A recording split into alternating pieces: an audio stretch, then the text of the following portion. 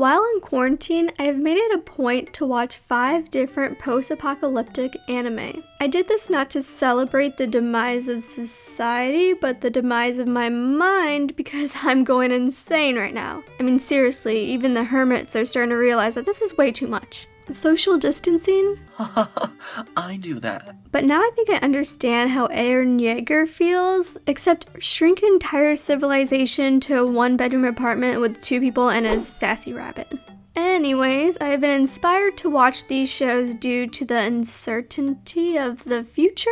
And the first show I watched was way more post-apocalyptical than the other ones I have seen. That show is Dr. Stone. Dr. Stone takes place 3,715 years and 241 days in the future. Yeah, I'm laughing as I say that because that's kind of absurd to know. なんでわかるんだそんな正確な日付が The world has been petrified and society is forced to start completely over, starting from the perspective of Taiju Oki. He's not the main character though. This is the main character. You can tell because he looks as main character-y as a Yu-Gi-Oh! Protag. His name is Senku. Best boy of the year! The world has become a sort of self-proclaimed Stone Age. And he uses the power of science in order to recreate society. The storytelling in this show is amazing. I can tell you because it makes the act of making glass so entertaining to watch. I also really enjoy the lighthearted comedy and the relationships between each character. I don't want to go too in-depth about this because I don't want to spoil anything, but it's something I didn't expect until a few other characters were introduced later into the season. I rate the show a 7.5 out of 10 light bulbs. I wanted to rate it higher, but the cliffhanger at the end of season 1 was a little bit too much for me. It reminded me of that time in high school where I walked into the girls' locker room and I saw 2 girls. The next show I had watched was Attack on Titan. No.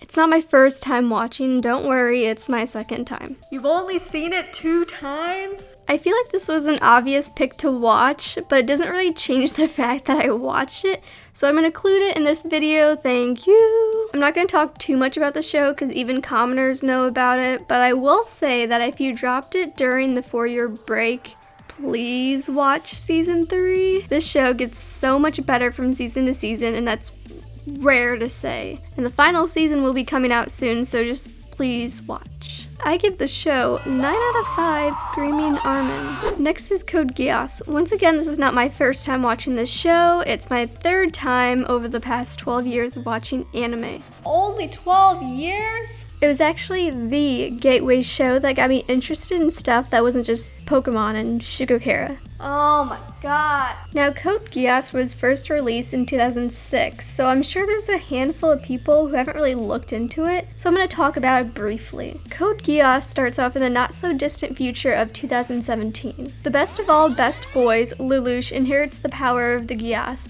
which lets him bend someone's will to obey one single command. During this time, Japan was conquered and pretty much treated like how Russia treated their own cities during World War II. Lelouch uses his power to, what I would argue, single-handedly win a war against an entire empire. I don't think that's a spoiler, right? I mean, he's the main character, so of course he's gonna live, right? Anyways, this leads to one of the best endings in anime history, and I honestly recommend it just for the ending. You can space out for a couple of episodes, come back, and still be emotionally rocked.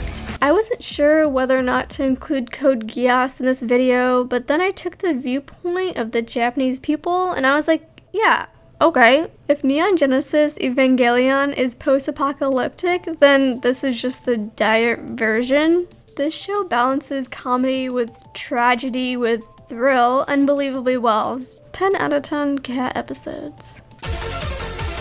Now this leads me into show number 4, Neon Genesis Evangelion. Before I go on, I should state that I only watched the Netflix version. I haven't seen any movies or anything else. Don't worry, this is on my list and I'll gladly follow up if you'd like me to, but for now this is a 1-season review. Eva was weird in the sense that I loved the highs of the show and almost hated everything else. The thing that sucks the most is that there's just too much jumping in this story. Usually I'm all for it because I like that shows get right to the point, but this season was downright confusing at most parts.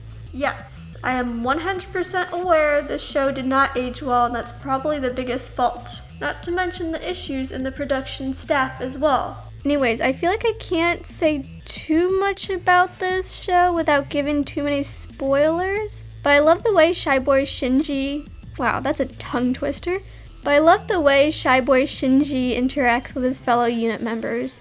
It puts coming of age story in bold letters with attacking robots, and that's pretty cool. I give it 6 out of 10 awkward jump cuts.